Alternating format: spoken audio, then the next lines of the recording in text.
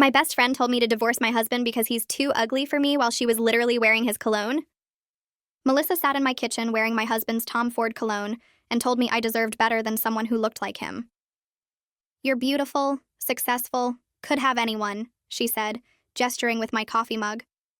"Why settle for someone who looks like they got hit with a brick?" The cologne was unmistakable. Tobacco vanille, $350 a bottle. I bought it for James last Christmas. He wore it exactly twice, once on New Year's Eve and once to his company dinner in March. But here was Melissa, my best friend of 15 years, absolutely drenched in it on a random Thursday morning in May. I didn't say anything about the cologne, just smiled and changed the subject to her new job at the bank. She kept pushing, though, pulled up Instagram profiles of random men. "Look at this guy from my gym. Investment banker, 6'3", actual jawline." Then she started listing James's supposed flaws. His crooked nose from boxing, the scar above his eyebrow, his ears that stuck out slightly, how he was only 5'9". "You could do so much better, Layla. I hate seeing you waste your youth on him." What Melissa didn't know was that James and I had been trying for a baby for 3 years. IVF failed 4 times. We'd spent $80,000. Our marriage was rock solid, built on actual love, not whatever shallow garbage she was spewing. James might not be conventionally attractive, but he held my hand through every injection, every negative test, every loss. He made me laugh when I wanted to die. He learned to cook 40 different meals when depression killed my appetite. He never once complained about the cost or suggested we give up. That same night, James came home without his wedding ring, said it was getting resized. His gym bag had a receipt from Walgreens for cologne, the same cologne Melissa was wearing. I knew then, but didn't confront either of them. Instead, I started planning. See, Melissa always wanted what she couldn't have. In high school, she pursued my prom date after I mentioned I liked him. In college, she applied to my internship after I got accepted. When I got engaged, she suddenly started dating frantically, desperate to beat me to the altar. Her whole identity revolved around one-upping me. So I gave her something to really want. Started posting about how amazing James was. Not fake posts, real ones. Pictures of the surprise trip to Napa he'd booked for my birthday. The Cartier bracelet he bought when I got promoted to regional director. The handwritten letters he left on my pillow every Friday. Things that were always true but I'd kept private before. Melissa started texting immediately. "Must be nice. Some people get all the luck." He never did that before. That last text was interesting. Before what? Within a week, she was openly bitter. Complained that her boyfriend Kyle never did romantic gestures. Started asking specific questions about James's schedule, his preferences, his favorite restaurants. I answered everything honestly, knowing she was taking notes. 2 weeks later, James confessed. Broke down crying in our bedroom. Said Melissa had been pursuing him for months. Started with innocent texts about planning my surprise birthday party. Escalated to showing up at his gym, his office, the coffee shop he went to every morning. She'd told him I was cheating with my coworker Robert. Said she had proof but would only show him in person. When they met, she tried to kiss him. He pushed her away, but she'd already doused herself in his cologne from his gym bag. "I'm so sorry," he sobbed. "I should have told you immediately. I was scared you'd believe her over me." I held him while he cried, told him I already knew. That's when we planned the vow renewal. Not a real one, just a performance. We announced it at my company party, where Melissa was my +1. 10 years deserves celebration, I announced to 50 colleagues, especially after everything we've overcome. I made sure to mention the date, the venue, the designer dress, the $20,000 budget. Melissa's face went through 6 different emotions. The next 3 weeks were beautiful. She texted constantly, fishing for details. What time? Who's invited? What was James wearing?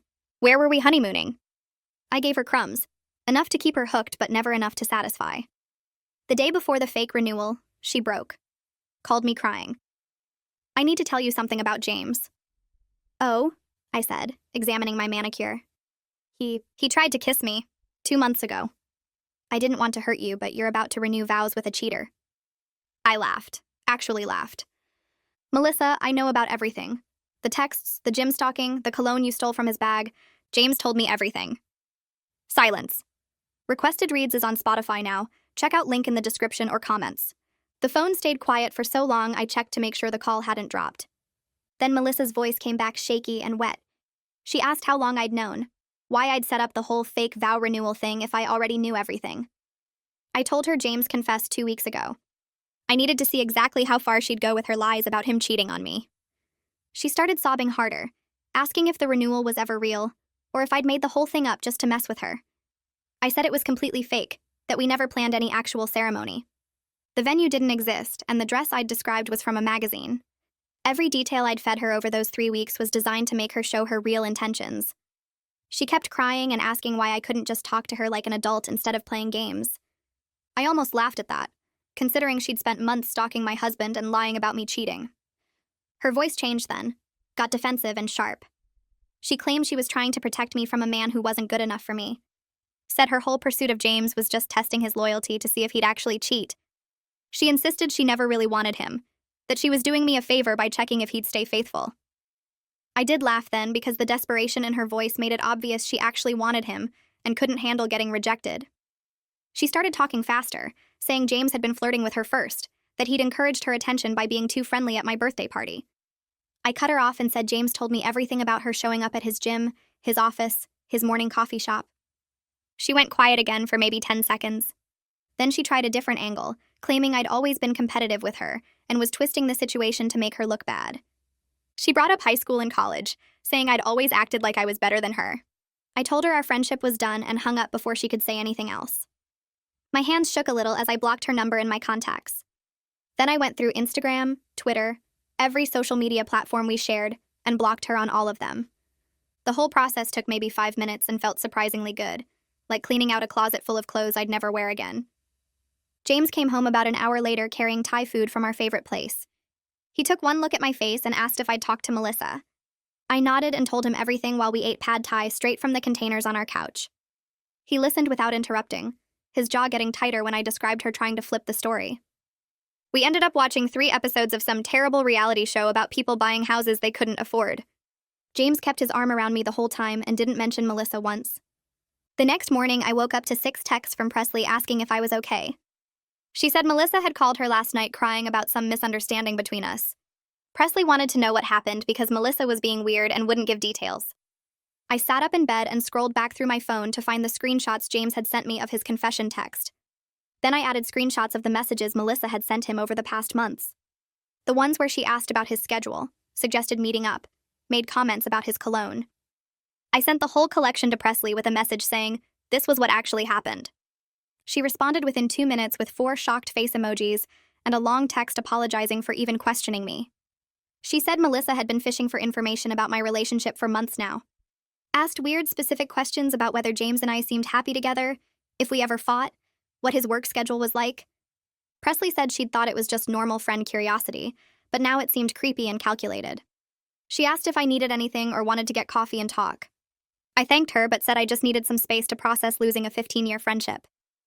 Over the next few days, 3 more mutual friends reached out asking what happened. Each time I realized Melissa must be calling everyone we knew trying to control the story. I decided to tell the truth to anyone who asked me directly, but I wouldn't start some campaign against her. That felt too much like high school drama, and I was 32 years old with better things to do. Jasmine from work stopped by my office on Thursday afternoon. She closed the door behind her and sat in the chair across from my desk. She said she'd always thought Melissa seemed jealous of me, but never imagined it went this far.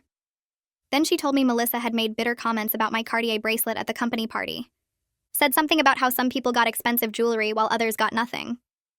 Jasmine also remembered Melissa asking pointed questions about the Napa trip, wanting to know if James planned it himself, or if I'd had to hint about wanting to go. I thanked Jasmine for telling me and said it helped to know other people had noticed Melissa's behavior. That evening, James came home looking uncomfortable.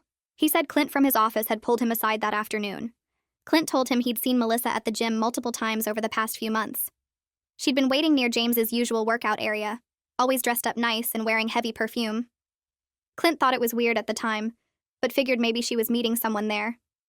He didn't realize she was actively pursuing James until the story came out. James looked embarrassed talking about it, like he should have noticed and done something sooner. I reminded him that Melissa was good at manipulation, and he'd handled it by rejecting her and confessing to me. A week after the phone confrontation, my cell rang with Kyle's name on the screen.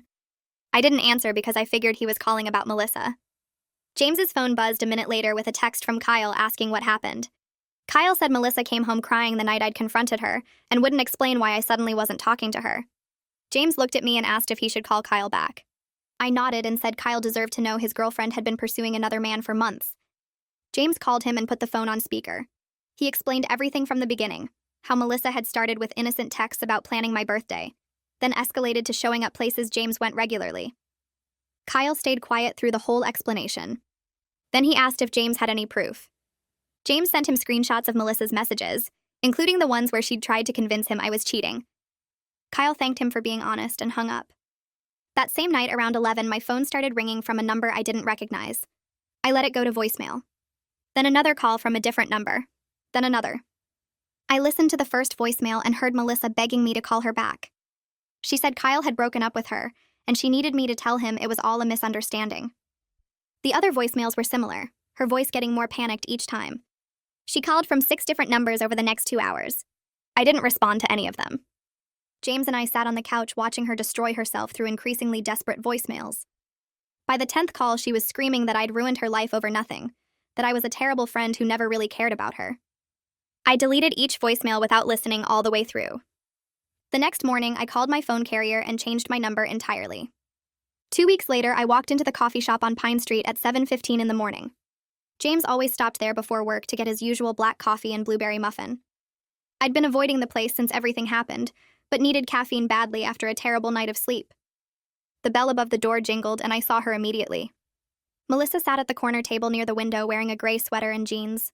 Her hair looked unwashed and pulled back in a messy ponytail. She'd positioned herself where she could see the door, and her eyes locked onto me the second I entered. My stomach dropped, but I kept walking toward the counter. She stood up and moved to intercept me before I could order. Her face looked puffy like she'd been crying recently. She opened her mouth, but I held up one hand and walked past her to place my order. The barista took my request for a large latte, and I paid without looking at Melissa, even though I could feel her hovering 3 feet behind me. She followed me to the pickup area and stood there wringing her hands. The barista called my name and handed me the cup.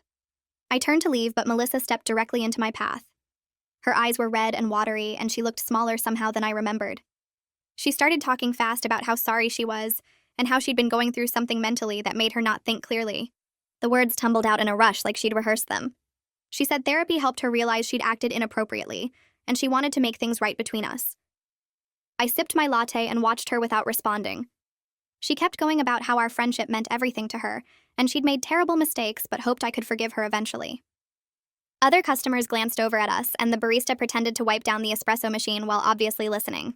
I set my cup on the counter and looked at Melissa directly for the first time. I told her that 15 years of friendship taught me she always wanted what other people had. In high school with my prom date, in college with my internship, now with my husband. She always needed to compete instead of just being happy for me. I said this time she went too far by trying to destroy my marriage with lies about James cheating. My voice stayed calm but firm, and I made sure to speak clearly so she couldn't misunderstand. Melissa's face crumpled and tears started running down her cheeks. She grabbed a napkin from the counter and pressed it against her eyes. When she looked up again, her mascara had smeared into dark circles. She said I was always the pretty one and the successful one, and she just wanted to feel special for once. She said watching me get everything while she struggled made her feel worthless. Her boyfriend Kyle never did romantic things, and seeing James treat me well made her realize what she was missing. She admitted she convinced herself that if she could just have what I had, then maybe she'd finally feel good enough. The confession hung in the air between us, and I felt something shift in my chest. Not anger anymore, but sadness. Real deep sadness about wasting 15 years on someone who saw me as competition instead of a friend.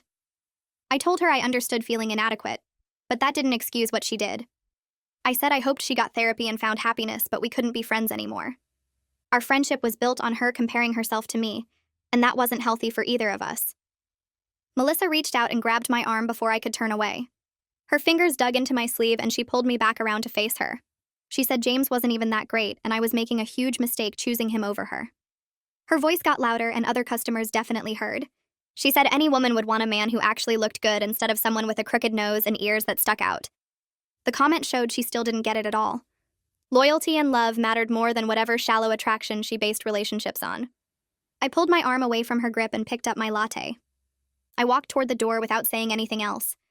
Behind me, I heard her calling my name, but I pushed through and stepped onto the sidewalk. The morning air felt cold on my face, and I took a deep breath. Something felt lighter in my chest, like I'd been carrying weight I didn't realize was there. That friendship died a long time ago, but I'd been too loyal to admit it. James's car pulled up to the curb 30 seconds later. He'd been circling the block waiting for my text. I climbed in, and he looked at my face and asked if I was okay. I nodded and told him to drive. We headed across town to a different coffee shop on Market Street that neither of us had been to before. The following week at work, I noticed people acting weird around me. Conversations stopped when I walked into the break room. Coworkers gave me sympathetic looks in the hallway. On Wednesday afternoon, Jasmine stopped by my office and closed the door behind her. She sat down in the chair across from my desk and said she needed to tell me something.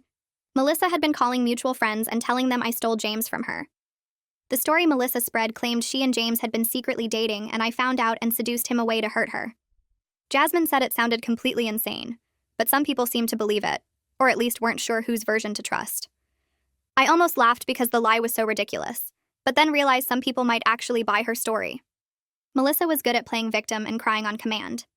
I thanked Jasmine for telling me and asked who else knew. She listed 4 names of people from our friend group. 2 of them texted me that evening asking if we could talk. I responded saying I'd explain everything but needed to do it in person with everyone together. Presley organized a dinner at her apartment for Friday night. She invited our core friend group, and I said I'd bring James, so he could explain what actually happened. 4 people showed up, which was less than I hoped but more than I feared. Presley and Jasmine already believed me. The other 2 were friends I'd known for years, but they looked uncomfortable when James and I arrived. We sat around Presley's dining table with takeout containers of Thai food. James explained the whole timeline, starting with Melissa's initial texts about planning my birthday party. He showed screenshots on his phone of her messages, including the ones where she claimed I was cheating. He described her showing up at his gym and office and the coffee shop. He explained how she tried to kiss him and he rejected her immediately, then confessed everything to me. One friend named Sarah nodded along and said it matched what she knew about Melissa's behavior patterns. The other friend named Michael stayed quiet and picked at his pad thai. After James finished talking, Michael said Melissa seemed genuinely devastated when she called him. He said her story about James leading her on sounded convincing. I pulled out my phone and showed the timeline side by side. James confessed to me 2 weeks after Melissa started pursuing him. Her stalking behavior lasted months before he told me. The screenshots proved she initiated everything and he rejected her. Michael looked at the evidence and his face changed. He apologized for doubting me and said he should have known better. Sarah squeezed my hand across the table. Michael left early saying he had work in the morning, but I could tell he felt guilty. James held my hand under the table through the rest of dinner. Presley opened wine and we talked about other things, trying to move past the awkwardness. Around 10, we said goodbye and headed home. In the car, James reminded me that people who didn't trust me after 15 years weren't really my friends anyway. 3 weeks after the confrontation with Melissa, I sat in my therapist's office on a gray Tuesday afternoon. I'd been seeing her for 2 years to deal with the fertility struggles and depression.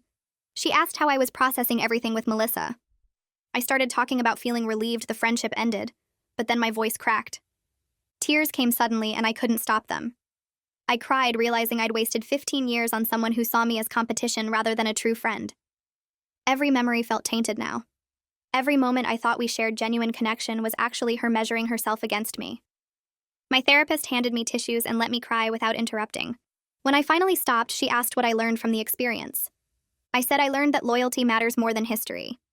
That some people can't be happy for you because they're too busy being unhappy with themselves. That I deserved friends who celebrated my success instead of resenting it. She nodded and said grief was appropriate even when losing something unhealthy. I was mourning the friendship I thought I had, not the one that actually existed. That distinction helped somehow. I left her office feeling wrung out but clearer than before. I drove home from my office feeling empty and somehow lighter at the same time. James was in the kitchen making dinner when I walked in. He looked up from chopping vegetables and his face went soft with concern.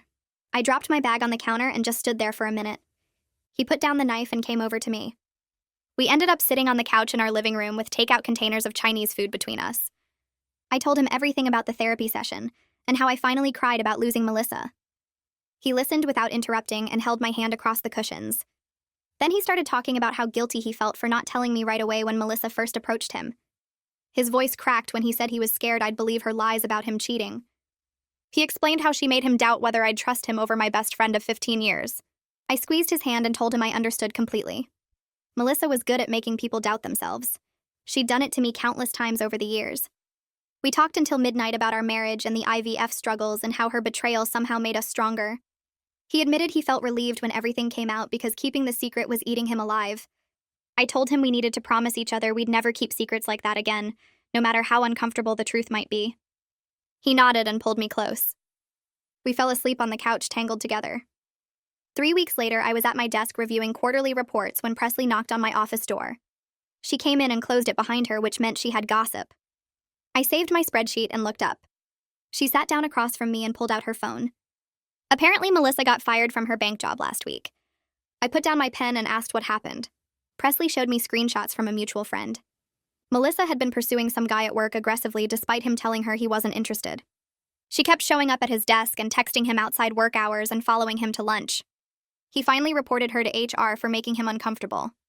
The bank investigated and found multiple complaints from other colleagues about her inappropriate behavior. They let her go immediately. I stared at the screenshots, feeling this weird mix of satisfaction and sadness. The pattern was so obvious now. Melissa didn't actually want James specifically. She just wanted what she couldn't have. Any man who rejected her became an obsession.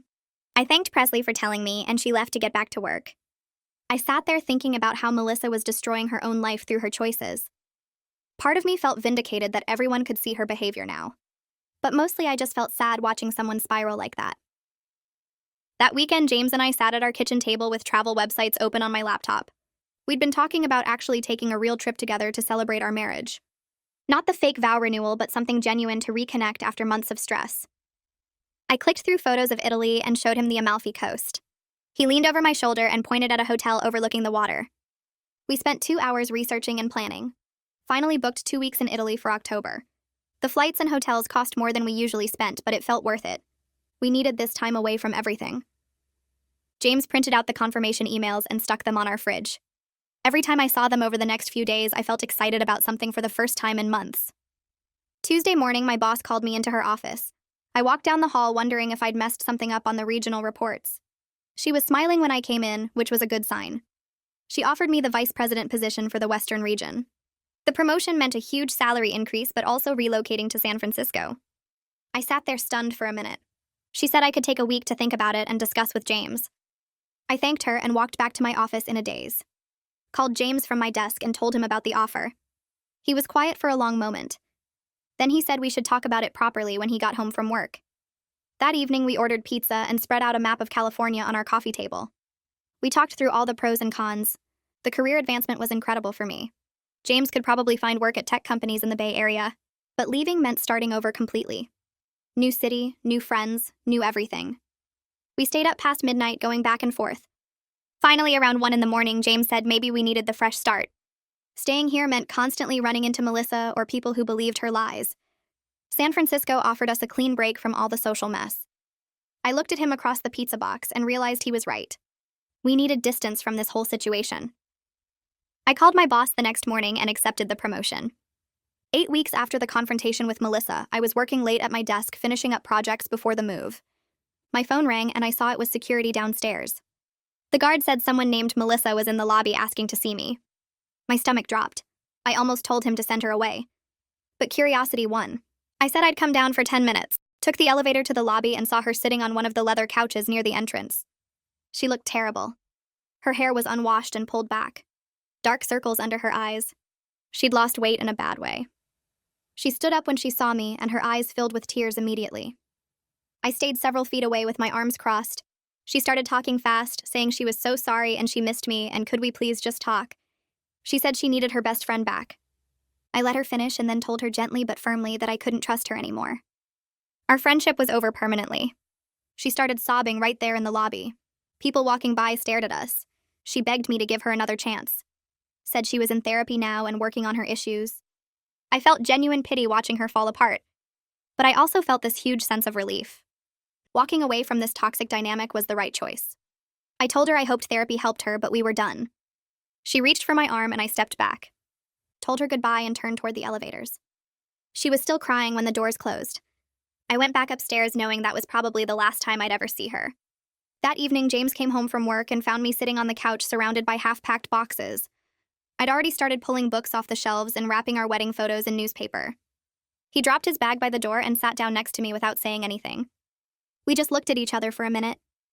Then he picked up a roll of packing tape and started sealing boxes while I labeled them with a marker. We worked together until midnight, taking apart our life in this city piece by piece.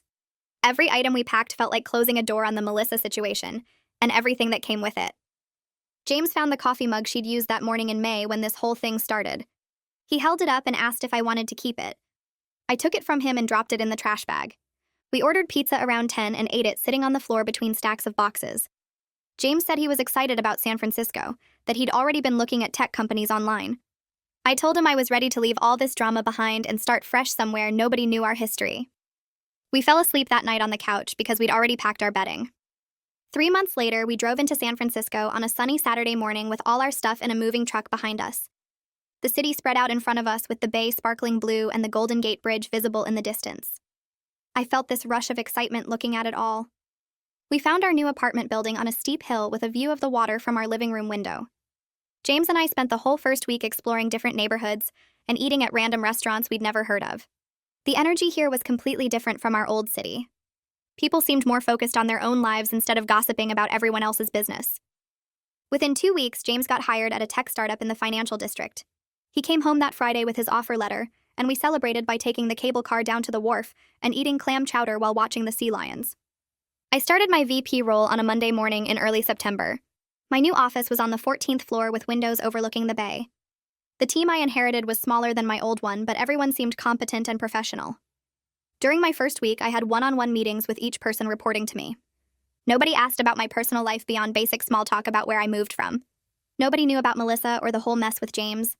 I could just be the new VP without carrying all that social baggage. The relief of that was huge. I could focus completely on work without wondering if people were whispering about me or taking sides. My boss took me to lunch that first Friday and told me she was impressed with how quickly I was getting up to speed. I thanked her and meant it because this job opportunity had given me an escape route from a toxic situation. James and I found a fertility clinic in the Marina district that specialized in difficult cases. The doctor there was a woman in her 50s who'd done research on why some people don't respond well to standard IVF protocols. She reviewed all our medical records from the past 3 years and the 4 failed attempts. Then she explained there was a different approach we could try that adjusted the medication dosages based on daily blood tests instead of a fixed schedule. She said it was more intensive and required coming in every morning for monitoring, but the success rates for people like us were better. James and I sat in her office looking at the statistics she showed us. The numbers were encouraging, but we'd been disappointed so many times before. She told us to take a few weeks to think about it and decide if we wanted to try again. We spent the next month talking through whether to do another IVF round or start looking into adoption. James researched adoption agencies and foster care programs online. He made spreadsheets comparing different options and their requirements. I appreciated that he was planning for both possibilities instead of putting all our hopes on one path. We finally decided to try the new protocol one more time because we'd always wonder if it might have worked. But we also agreed that if this round failed, we'd pursue adoption seriously, instead of continuing with more IVF. James found 3 adoption agencies in the Bay Area and requested information packets from all of them. Having that backup plan made the decision to try again feel less desperate. We weren't gambling everything on this one attempt. We were giving ourselves one more chance at biological parenthood while acknowledging other paths to building our family. 4 months after we left our old city, Presley flew out to visit us for a long weekend. I picked her up from the airport on a Friday afternoon, and we drove back to our apartment through rush hour traffic. She loved our place and spent 20 minutes taking photos of the view from our balcony. That night over dinner at a Thai restaurant in our neighborhood, she told me what had been happening back home. Melissa had moved back to her hometown in Ohio after getting evicted from her apartment. Apparently, she'd been fired from the bank job months ago, but kept pretending she still worked there. She'd also lost most of her remaining friends after they found out she'd been pursuing another married man from her gym. Presley said the pattern just kept repeating itself until people got tired of the drama and cut her off. She'd tried to reach out to Presley several times asking about me and James, but Presley never responded. Hearing all this made me feel strange. Part of me felt sad that someone I'd known for 15 years had basically destroyed her own life. But another part of me recognized that these were consequences of Melissa's own choices. Presley and I spent Saturday walking around Fisherman's Wharf and riding the cable cars like tourists. We got coffee at this place overlooking the water and talked about everything except Melissa. She told me about her new relationship with a guy from her company and how different it felt to be with someone emotionally available. I told her about my new job and how much I loved living here. Sunday, we drove across the Golden Gate Bridge to Sausalito and had lunch at a restaurant on the water. On the drive back, Presley said she was really happy for me and James, that we seemed more relaxed and settled than we'd been in years. I realized she was right. Getting away from all that social mess had let us focus on our actual relationship instead of defending it constantly. When I dropped Presley at the airport Sunday evening, I felt grateful to have a friend who actually supported me instead of competing with me. 6 weeks after starting the new IVF protocol, I woke up on a Tuesday morning and took a pregnancy test before James got up. I'd been taking them every few days, even though the clinic said to wait. This time, 2 lines appeared almost immediately. I sat on the bathroom floor staring at it for a full minute before I could even process what I was seeing. Then I started crying so hard I had to put my hand over my mouth to stay quiet. James knocked on the bathroom door asking if I was okay. I opened it and just held up the test. His face went through about 5 different expressions before he started crying too. We stood there in our bathroom at 6 in the morning, hugging each other and crying. After 3 years of trying and 4 failed attempts and $80,000 spent, this was actually happening. James called his work and said he'd be late. We went to the clinic that morning for a blood test to confirm it. The results came back that afternoon showing hormone levels that indicated a healthy early pregnancy. The nurse who called with the results sounded genuinely happy for us because she'd been monitoring me every morning for weeks. My first trimester was rough in ways I hadn't expected. The nausea started around week 6 and never really stopped. I couldn't keep food down most mornings and lost 8 pounds in 2 weeks. James started working from home 2 days a week so he could help me. He'd make me ginger tea and bring me crackers in bed before I even tried to sit up. He took over all the cooking and cleaning because the smell of most foods made me sick. I felt guilty watching him do everything while I spent most evenings lying on the couch feeling terrible. But he never complained once. He'd sit next to me rubbing my back and telling me it would get better soon. His devotion during those weeks reminded me why Melissa's criticism of his appearance had been so ridiculous. She'd focused on his crooked nose and his height while completely missing that his character was genuinely beautiful. He showed up for me every single day without expecting anything in return. At 12 weeks, we went for the ultrasound that would tell us if everything was developing normally. The technician spread gel on my stomach and moved the wand around for a minute. Then she got quiet and moved it to a different spot. My heart started racing because I thought something was wrong. She turned the screen toward us and pointed at 2 distinct shapes. James grabbed my hand so hard it hurt. The technician smiled and said we were having twins.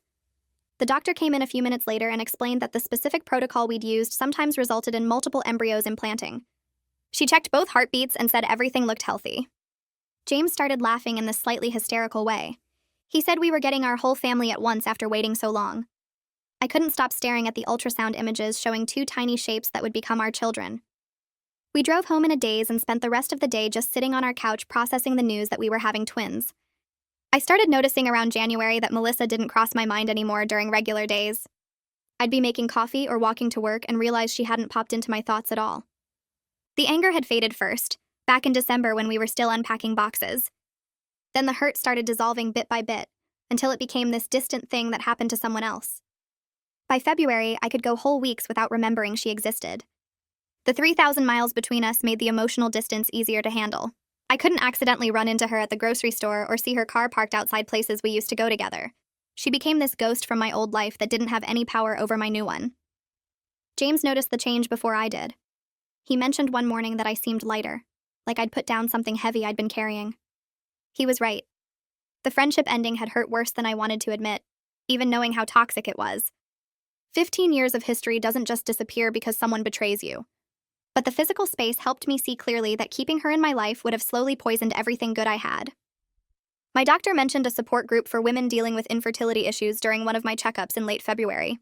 I almost didn't go because talking about feelings with strangers sounded terrible. But something made me show up to the community center on a Thursday night where 8 women sat in a circle sharing their stories. The first meeting broke something open in me that I'd been keeping sealed tight. Hearing other women describe the exact same grief and frustration and anger I'd felt during our failed attempts made me realize how alone I'd been trying to process it all. I started going every week and eventually began sharing my own story about the 4 failed rounds and the $80,000 we'd spent and the depression that came with every negative test. Other women nodded while I talked because they understood that specific kind of loss in a way most people couldn't. One woman had tried for 6 years, another had given up entirely after 7 rounds.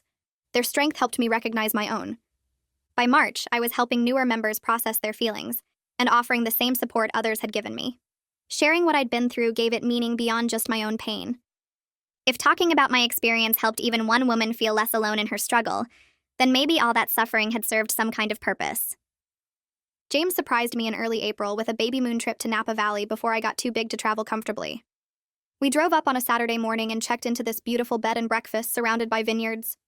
I couldn't drink the wine, obviously, but we did tours and ate incredible food, and spent hours just talking about everything that had changed in the past 6 months. We both agreed that Melissa's betrayal, as painful as it was, had pushed us toward changes we probably needed anyway. The move to San Francisco forced us out of our comfortable routine and made us rebuild our social life from scratch. That process helped us appreciate what we had together instead of taking it for granted. James said he'd been coasting for years, going through the motions at his old job without any real passion for the work. His new position challenged him in ways that made him excited about his career again. I felt the same about my VP role. The promotion gave me opportunities I never would have had staying in our old city. We spent Sunday morning lying in bed watching the sunrise over the vineyards and acknowledging that sometimes the worst things that happen end up leading to the best outcomes. Neither of us would have chosen the Melissa situation, but we couldn't deny that our lives were genuinely better now than they'd been before everything exploded. My belly grew steadily bigger through May and June as I moved into the third trimester. We spent weekends setting up the nursery in our second bedroom, painting the walls a soft yellow that worked for both a boy and girl. James assembled 2 cribs while I organized tiny clothes by size in the dresser drawers. We'd gotten so many gifts from my work shower and his family that we had enough outfits to change the babies 3 times a day for a month. Every time I folded another onesie or arranged another stuffed animal, the reality of actually becoming parents hit me fresh. We'd wanted this for so long that part of me still couldn't believe it was actually happening. James would catch me standing in the nursery just staring at the 2 cribs and come wrap his arms around me from behind. We'd stand there together imagining what it would be like when the room was full of crying babies and dirty diapers and 3 a.m. feedings. The excitement mixed with pure terror in equal measure. Neither of us had any idea what we were doing, but at least we were going into it together as a team. The email from Melissa arrived on a Wednesday afternoon in late June, 7 months after our phone confrontation. I saw her name in my inbox and almost deleted it without reading, but curiosity won out. The message was long, several paragraphs apologizing again for everything she'd done and explaining she'd been in therapy since October working on her jealousy and competition issues. She wrote about how she'd spent her whole life comparing herself to other people and feeling like she was never enough. Her therapist helped her see that pursuing James wasn't really about him at all, but about this desperate need to prove she could have what I had. She talked about recognizing patterns from her childhood, where her older sister always got more attention and praise. The email went deep into her realization that she'd built her entire identity around one-upping me instead of figuring out who she actually was as a person. She didn't ask me to forgive her or be friends again. She just wanted me to know she was trying to change and become someone better. The tone felt genuine in a way her previous apologies hadn't. She sounded like someone who'd done real work examining her own behavior instead of just saying sorry to make herself feel better. I read the email twice, sitting at my desk with my hand on my belly feeling the baby's kick. Part of me felt vindicated that she'd acknowledged how messed up her behavior was. Another part felt sad for the years we'd wasted on a friendship built on such a broken foundation. I thought about not responding at all, but that felt cruel after she'd been so honest about her struggles. I wrote back briefly that I appreciated her letting me know about her therapy progress and wished her well in her personal growth. But I made clear that our friendship wouldn't be rekindled regardless of how much work she did on herself. Too much damage had been done and too much time had passed for us to go back to any kind of relationship. The closure felt good, though, like we were both finally moving forward on our own paths instead of staying stuck in the past. I closed my laptop and went back to work, feeling lighter than I had since her name first appeared in my inbox. Whatever healing she needed to do was her own journey now, separate from mine. My team threw me a shower at the office when I hit 36 weeks and went on maternity leave in mid-July. They decorated the conference room with balloons and streamers and piled a table high with wrapped gifts. My boss gave a speech about how valuable I'd been to the company and how excited everyone was for me to become a mom. I opened presents while eating cake and laughing at the ridiculous baby advice people kept offering. Someone bought us a book called The Baby Owner's Manual that treated infants like you were assembling furniture. Another coworker gave us a onesie that said, "I just spent 9 months inside my mom. And even I think her job is harder than yours." The gifts were generous and thoughtful, everything from practical items like bottles and burp cloths to luxuries like a fancy baby monitor and designer diaper bag. But what struck me most was how genuine the relationships felt. These people had known me less than a year, but they showed up with real enthusiasm and support. It proved I could build healthy friendships when I wasn't tolerating toxic ones. I'd spent 15 years accepting Melissa's competitive behavior as normal because that's all I knew. Now I had colleagues who celebrated my success instead of resenting it, who offered help without expecting something in return, who genuinely cared about my well-being. The contrast made me realize how low my standards had been for friendship before. James and I started a childbirth class for parents of multiples in early August. We went every Tuesday evening and sat with 5 other couples who were all having twins. The instructor taught us breathing techniques and labor positions and how to handle 2 babies at once. I watched James during every class, noticing how engaged he was compared to some other partners there. He asked questions about pain management and took detailed notes about swaddling techniques. One guy spent half the class on his phone while his wife looked ready to murder him. Another kept making jokes about how tired he was going to be, like his wife wasn't about to push two humans out of her body. Melissa's claim that I could do better seemed even more ridiculous watching these other relationships up close. Better than what exactly? Better than a man who showed up fully present and eager to learn how to take care of our children? Better than someone who held my hand during every contraction exercise and didn't complain once about the time commitment?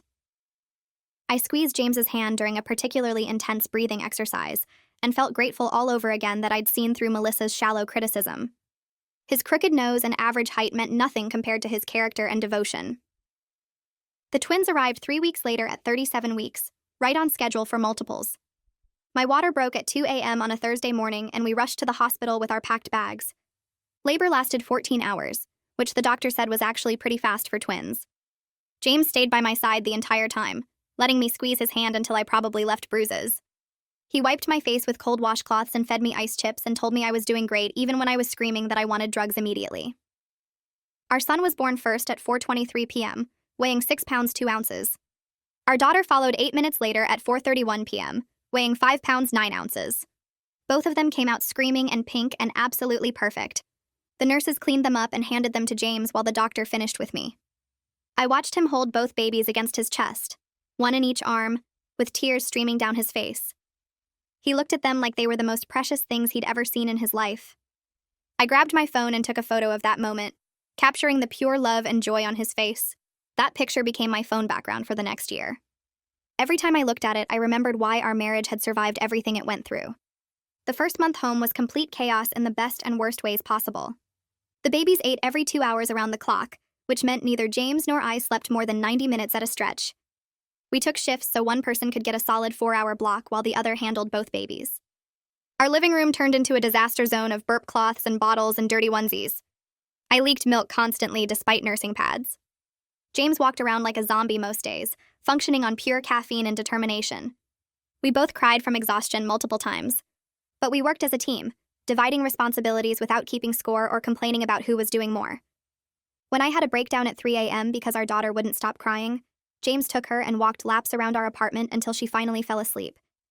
When he looked ready to collapse after a particularly brutal night, I told him to go sleep in our bedroom with earplugs while I handled the morning feeding. His patience during those brutal weeks reminded me exactly why our marriage survived the Melissa situation. He showed up every single day with humor and love even when we were both running on fumes. We'd built something strong enough to weather betrayal and cross-country moves, and now the absolute chaos of newborn twins. Nothing about those first weeks was easy, but I couldn't imagine going through it with anyone else. Nothing about those first weeks was easy, but I couldn't imagine going through it with anyone else. 6 weeks after the twins were born, I was changing diapers on our living room floor when my phone buzzed with a text from an unknown number. The message contained 3 photos of a social media post showing Melissa in a white dress standing next to some guy I'd never seen before. The caption read something about being engaged and finding her soulmate. I looked at the pictures for maybe 10 seconds, felt a weird, detached curiosity like seeing news about someone I used to know in high school, then deleted the message and went back to wiping our daughter's bottom. James walked in carrying grocery bags and asked who texted. I told him it was Melissa's engagement announcement from a random number. He stopped putting away milk and looked at me with concern, probably expecting me to be upset or angry. I just shrugged and said I felt nothing about it, which was completely true. The woman in those photos felt like a stranger whose drama happened in a different lifetime. We took the twins for their 2-month checkup on a Tuesday morning in late September. The pediatrician measured their heads in length, checked their reflexes, and told us both babies were hitting all their milestones perfectly. Our son weighed 13 pounds now, and our daughter was 11 and a half. The doctor said their growth curves looked excellent, and their development was right on track. Driving home with both car seats secured in the back, I kept glancing in the rearview mirror at their sleeping faces. James reached over and squeezed my hand while waiting at a red light. I felt this overwhelming wave of gratitude for how everything turned out, for the healthy babies in our back seat and the husband beside me who never gave up during 3 years of trying. The fertility struggles and Melissa's betrayal and all that pain felt worth it somehow, because it led us here to this exact moment. 3 months after the twins were born, I went back to work part-time on a flexible schedule that let me work from home 3 days a week. James adjusted his hours at the tech company so he could leave early and handle afternoon feedings and naps. Our new arrangement worked surprisingly well once we figured out the rhythm. I discovered I actually enjoyed the balance between my career and being home with the babies. Working kept my brain sharp and gave me adult conversations, but I also got to be present for most of their daily routines. James turned out to be amazing at the stay-at-home parent stuff, way more patient with crying and diaper blowouts than I was. He'd send me photos during the day of the twins napping on his chest or making funny faces. Watching him embrace fatherhood so completely made me fall in love with him all over again in a different way. Presley flew up from our old city in November to meet the twins and stay for a long weekend. She showed up at our apartment with 2 massive shopping bags full of designer baby clothes that probably cost more than our monthly grocery budget. She spent an hour holding both babies and taking approximately 700 photos. Over coffee while the twins napped, she mentioned she'd seen Melissa's engagement announcement online. She said the whole thing seemed rushed and the guy looked uncomfortable in all the photos, like he wasn't totally sure about getting married. I told her honestly that I didn't care enough to discuss it further. Presley smiled and said that was probably the healthiest response possible.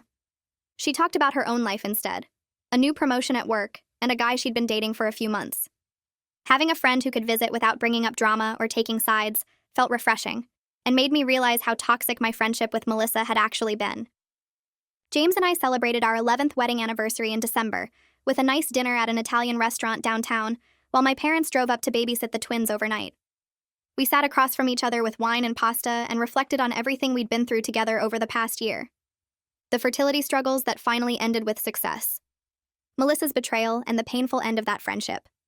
The cross-country move to San Francisco. Becoming parents to twins. All of it had made our marriage incredibly strong in ways I didn't think were possible. James told me he'd never been prouder of how I handled the Melissa situation with grace instead of getting petty or mean. I told him his support during our IVF attempts and his devotion as a father proved Melissa's criticism of him was the most ridiculous thing I'd ever heard. We held hands across the table and I felt certain we could handle whatever life threw at us next.